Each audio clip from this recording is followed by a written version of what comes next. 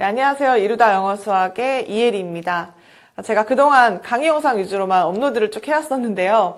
오늘은 중학교 때 영어 공부가 왜 더 중요한지 알려드리고 싶어서 이렇게 영상을 만들게 되었습니다. 제가 고등학생 아이들 상담할 때 이제 학생들과 학부모님들께 공통적으로 듣는 말이 하나 있는데요. 중학교 땐 잘했는데 이제 고등학교 돼서는 성적이 많이 떨어졌어요 라는 말을 꼭 듣게 돼요. 근데 그 이유가 고등학생이 되면 성적이 이제 당연히 떨어질 수밖에 없거든요. 근데 그 이유에 대해서 제가 말씀드려 보려고 합니다.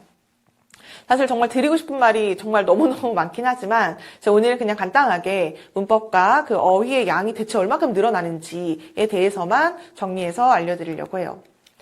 일단 첫 번째 그 문법 같은 경우에서는 자기가 만약에 중학교 3학년 때, 그러니까 중학교 때 학교 과정에서 공부를 정말 열심히 했다라고 하더라도 그 중학교 교과 과정 공부만으로는 그 고등 수업을 이해하기에는 너무너무 부족해요. 그 이유가 뭐냐면, 그러니까 중학교 3학년을 기준으로 봤을 때, 뭐 2학년도 마찬가지예요. 1학년도 마찬가지고, 그 1년에 배우는 총 단원이 8단원이거든요. 그런데 그 8단원에서 문법이 한 단원당 2개씩 등장해요. 그러면 총 1년에 아이들이 16개의 문법을 배우게 되거든요. 그러면 한 학기당 한 번 시험을 볼 때 보통 4단원을 기준으로 잡게 된다면 아이가 한 시험을 볼 때 총 8개의 문법을 공부하게 되는 거죠. 그리고 어휘, 그러니까 어휘도 마찬가지로 그 중간고사 대비해야 될 그 암기해야 될 양이 중하위권을 기준으로 봤을 때 대략 200여 개라고 생각하시면 돼요. 대략적으로 일단 말씀을 한번 드려보자면 그러면 이제 본문을 애가 이제 확실하게 암기를 하고 아까 그 말씀드린 8개의 문법을 확실히 공부했다면 그 학기별로의 그 중간고사 기말고사 시험을 90점 이상 받는 건 아주 어려운 일은 아니에요. 그러니까 뭐 100점도 막 되게 많다 뭐 이런 얘기 들어보셨을 텐데 그러니까 90점 이상 100점도 이제 많은 거죠. 그러면 이제 학부모님들도 그렇고 이제 애들이 영어가 재밌다, 영어 쉽다, 영어를 내가 좀 잘하네 라고 착각하게 되는 거죠. 근데 이제 고등학교에 올라가면 이게 상황이 달라지게 돼요. 점수가 이제 중간고사를 처음 보게 되면 이제 점수가 훅 떨어지거든요. 그리고 중학교 때 공부 방법이 익숙했던 아이들 같은 경우는 고등학교 때 이렇게 하면 되겠지 뭐 이렇게 생각을 해요. 그러니까 아무리 잔소리를 해도 이게 사실은 잘 안 바뀌더라고요. 그러다가 이제 첫 중간고사를 이제 5월 달에 보게 돼요. 그럼 점수가 정말 20점, 30점씩 훅 떨어지는 애들이 정말 많아요. 그러면 이제 학부모님들이 다급해지시면서 이제 뭐가 잘못됐는지를 이제 모르시는 거죠. 그럼 애한테 물어보면 애들은 그냥 어려워졌어. 영어가 이제 고등 영어가 어려워. 이제 이렇게 말을 하곤 하는데 대체 그게 얼마나 어려워진 건지를 잘 모르시겠죠. 제가 그걸 알려드리겠습니다. 고등학교 같은 경우는 이제 학교마다 조금 또 다르긴 하지만 중간고사, 기말고사를 좀 시험 범위를 거의 대략 한 달에서 한 달 반 전에 공지를 해줘요. 근데 중학교 때는 교과서에서만 출제를 하죠.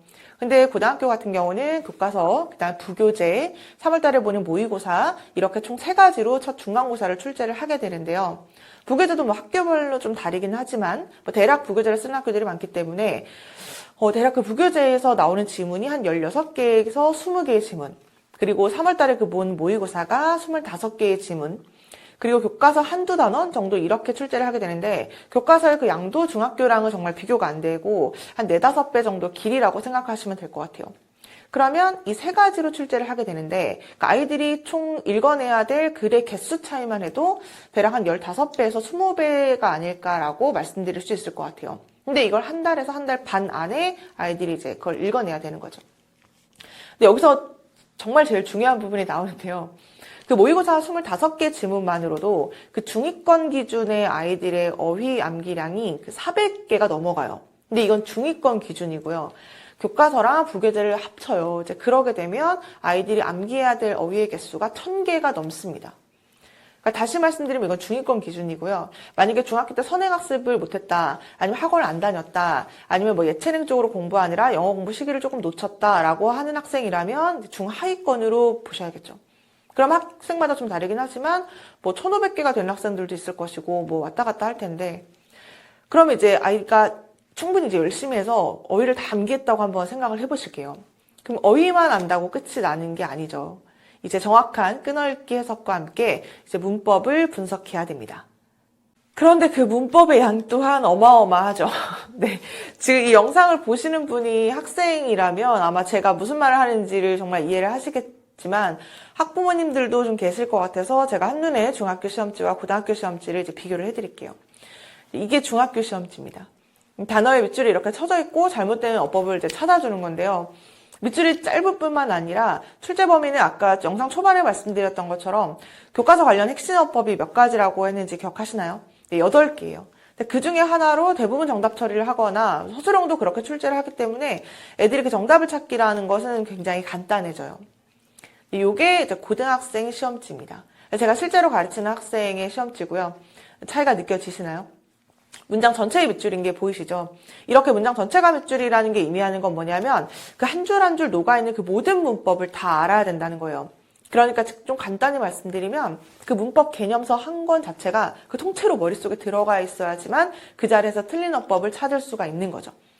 예를 들어서 설명을 이제 조금 덧붙여보면 curiously가 3인칭 단수니까 make s를 붙이는 것, 이건 수일치에 해당하는 문제인 거고, us는 목적격인 거, 이건 이제 대명사에 관련된 문제고요.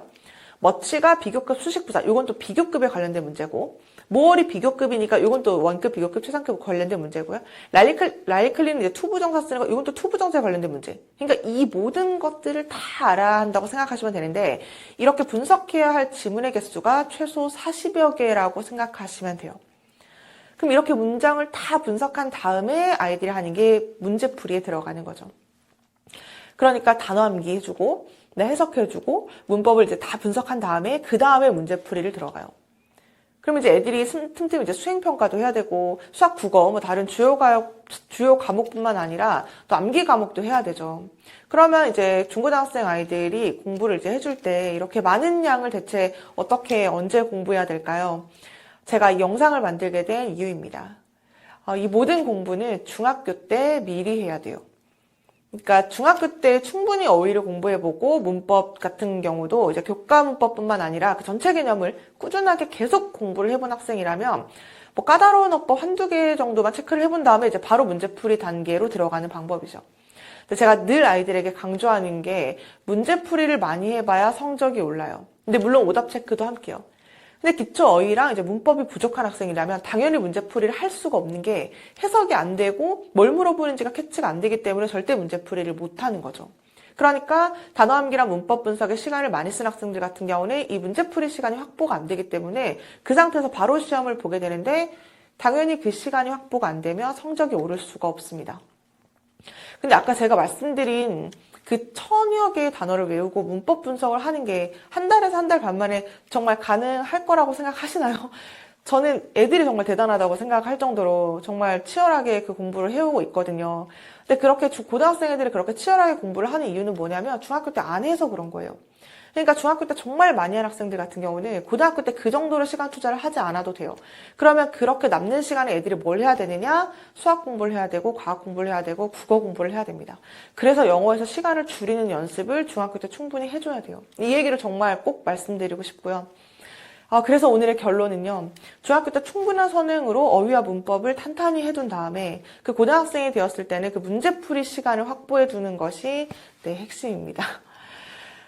이제 우리 학생들 중학교 때 영어 공부 왜 많이 해야 되는지 아시겠나요? 네. 고등가정을 위한 나의 영어 공부 방향이 조금은 정해지셨나요? 앞으로는 수업 영상뿐만 아니라 학생들과 학부모님들의 그 궁금증을 해결해 줄 수 있는 부분도 만들어 볼 테니까요. 많은 관심 부탁드리겠습니다. 네, 시청해 주셔서 감사합니다.